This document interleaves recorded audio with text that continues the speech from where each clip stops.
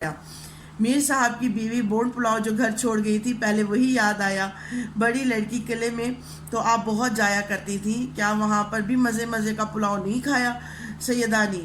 تو اس نے کہا کہ وہاں پر جو لیکن ہر جگہ کا کھانا کھایا ہے میں نے، لیکن جو وہاں کا کھانا پرستان کا تھا ویسے پرستان کا کھانا جو ہے میں نے کہیں نہیں کھایا۔ ٹھیک ہے، اس کے بعد وہ کہتی کہ بادشاہ بیگم نے، جس کا نام زمرد پری تھا، بادشاہ بیگم جو بادشاہ کی بیوی تھی اس کا اصل نام زمرد پری تھا، ٹھیک ہے، اس نے توشہ والوں کو حکم دیا کہ شہزادی کے کپڑے لاؤ۔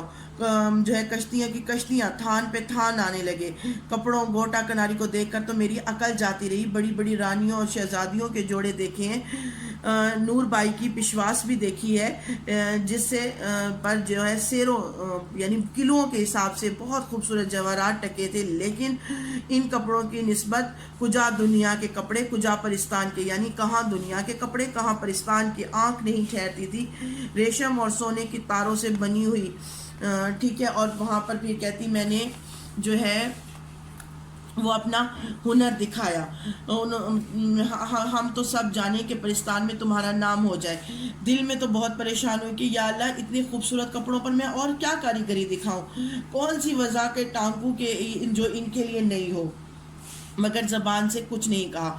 اللہ کا نام لیا اور جو ہے میں نے کہا کہ صبح ہونے دیجئے، پھر مجھے جو کام آتا ہوگا میں کر دوں گی۔ تو وہ سب ہنس کر بولے کہ سیدانی، پرستان میں نہ رات ہوتا ہے نہ دن ہوتے ہیں نہ رات، نہ ایک ہی موسم رہتا ہے، تم چاہو تو کام کو شروع کر دو۔ میں نے تعجب سے عرض کیا تو کیا یہاں لوگ سوتے نہیں؟ کہنے لگے یہاں سونے کا کیا کام، نیند پرستان میں نہیں آتی، ٹھیک ہے، ہمارا مشغلہ تو آٹھوں پیر سیر سپاٹے ہے، پرستان سے جی اگتا ہے تو دنیا والوں کے خوابوں میں چلے جاتے ہیں۔ پھر کہتے واقعی میں نے بھی محسوس کیا کہ مجھے وہاں پر میری آنکھوں میں نیند کا کہیں پر بھی نام و نشان نہ تھا، نہ کوئی سر بھاری ہوا، نہ انگڑائیاں لی، نہ جمائیاں لی، کچھ بھی نہ لیا، ٹھیک ہے، اور اپنے کپڑے کا کام جو ہے وہ شروع کرنے لگی۔ اور کہتی پھر جو ہے اس اللہ تعالیٰ کے اور اس کی کہ قربان جاؤں، اس مشکل کشا کے عقل نے ایسا کام کیا کہ پہلے جوڑے میں ہی واہ واہ ہو گئی، یعنی جو پہلا جوڑا میں نے سیا اس میں مجھے بہت داد ملی۔ شہزادی کا چہرہ جو ہے وہ خوشی کے مارے پھولوں کی طرح کھل گیا۔ پھر کیا تھا، دیکھیں جب انسان کوئی کام کرتا ہے تو اس کے جب اس کو وصول ہو جاتی ہے محنت، تو پھر اس کی تھکاوٹ جو ہے وہ اتر جاتی ہے، پھر وہ اپنا بیسٹ کام دیتا ہے۔ تو وہ کہنے لگے کہ میرے ہاتھ پاؤں میں بھی گھوڑے لگے، یعنی تیزی سے کام کرنے لگے، دنوں کا کام گھڑیوں میں ہونے لگا۔ کہانی تو خیر بہت وہ کہتی لمبی ہے، لیکن اس کو مختصر کروں گی کہ آخر سارے جوڑے سل گئے، ٹک گئے۔ کتنے دن لگے؟ کہتی یہ کوئی دنوں کا حساب وہاں کچھ بھی نہیں تھا۔ ہاں اگر یہاں اتنا کام کرتی تو خدا جھوٹ نہ بلوائے مجھے اکیلے پر ایک سال آرام سے لگ جاتا۔ اسی عرصے میں ساری پریاں، خاص طور پر شہزادی، مجھ سے بہت محبت کرنے لگی۔ خالہ سیدانی کہتے کہتے اس کا منہ نہیں تھکتا تھا۔ آخر جب سارا کام ان کی مرضی کے مطابق ہو گیا، اللہ نے مجھے سرخرو کیا، تو میں نے جو ہے وہ ان سے اجازت چاہی کہ مجھے جو ہے وہ اب گھر جانے کی اجازت دے دی جائے، ٹھیک ہے۔ شہزادی، انہوں نے کہا کہ شہزادی کی شادی تک رک جائے۔ میں نے کہا نہیں، شہزادی کی شادی آپ کو جم نصیب ہو، مجھے جانے دیجیے۔ یہ سن کر شہزادی کی آنکھوں میں آنسو آ گئے۔ وہ بولی سیدانی بھی تم کیوں جاتی ہو، ہمارا دل کوڑتا ہے، نہ جاؤ، یہیں رہ جاؤ، ٹھیک ہے۔ لیکن وہ کہتی ظاہر ہے میں انسان تھی، میں جنوں اور پریوں میں نہیں رہ سکتی تھی، اسی لیے میں ان کی جو ہے وہ ایک نہ سنی اور واپس آ گئی، اور اسی کلموہے بکر گدھے کو حکم دیا کہ سیدانی بھی کو ان کے گھر چھوڑاؤ، اور انہوں نے مجھے بہت سارے انعام و اکرام دیے۔ دل میں خوش تھی، لیکن بظاہر بصورتی ہوئی سب سے رخصت چاہی۔ پھر وہی پری ذات مجھے پالکی سے اتار کر لائی اور ساتھ لے کر چلی تھی۔ پھاٹک کے باہر پالکی موجود تھی، ٹھیک ہے، اور میں اس پالکی میں بیٹھ گئی اور پالکی دم میں پالکی سے ہوا سے باتیں کرنے لگی، ٹھیک ہے۔ پالکی میں بیٹھ کر میں نے ادھر ادھر دیکھا، جو پرستان کے بادشاہ نے انعام و اکرام دیا ہے وہ کہاں ہے؟ اندھیرے میں کیا نظر آتا؟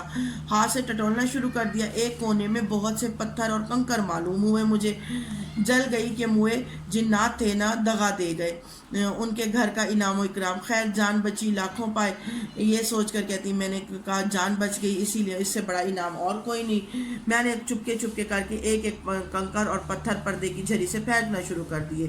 قاعدہ ہے کہ خوشی میں راستہ جلدی کٹ جاتا ہے۔ ٹھیک ہے، آنکھیں بند کرتے ہی گھر آ گیا، دیواڑی میں جو پالکی رکھی، چراغ جل رہے تھے، پردہ جو الٹا اور چراغ کی جوت سے جو پڑی تو کیا دیکھتی ہوں، جنہیں میں کنکر اور پتھر سمجھ رہی تھی وہ کیا تھے، جواہرات تھے، بڑے بڑے۔ تو کہتی میں نے سب پھینک دیے، دو چار ننھے منھے سے باقی تھے، سر پیٹ لیا کہ اتنی دولت کھوئی میں نے، نگوڑی پھینکنے کی کیا ضرورت تھی، ٹھیک ہے، ایسا ہی تھا تو گھر آ کے پھینک دیتی، لیکن کہتی وہ تقدیر میں جو لکھا تھا وہی ہوا، نصیب میں پتھر ہی تھے، ہیرے لال اور زمرد کیوں ملتے۔ ایک ایک پیر من کا ہو گیا، یعنی دل بہت بوجھل ہو گیا، اور پھر دو چار جو نگینے رہ گئے تھے وہ ساتھ لے کر بڑی مشکل سے میں اتری، گھر جو پہنچی تو بونڈ پلاؤ جیسا چھوڑ گئی تھی ویسا ابھی دم پر تھا، یعنی وہاں پر وہ اتنا کام کر کے آئی تھی کہ اس کو لگ رہا تھا کہ شاید 1 سال گزر گیا، لیکن پلاؤ ویسے کا ویسے دم پر تھا۔ بڑی بھی پکانے والی مغرب کی نماز پڑھ کر دعا مانگ رہی تھی، دعا مانگ چکی تو انہوں نے پوچھا بیگم کیا راستے سے ہی الٹے پاؤں آ گئی، خیر تو ہے، میں نے دل میں کہا لیجئے، یک نہ شد دو شد، پرستان میں خدا معلوم کتنے مہینے لگ گئے اور ابھی ان کے چاولوں کو بھی دم نہیں آیا۔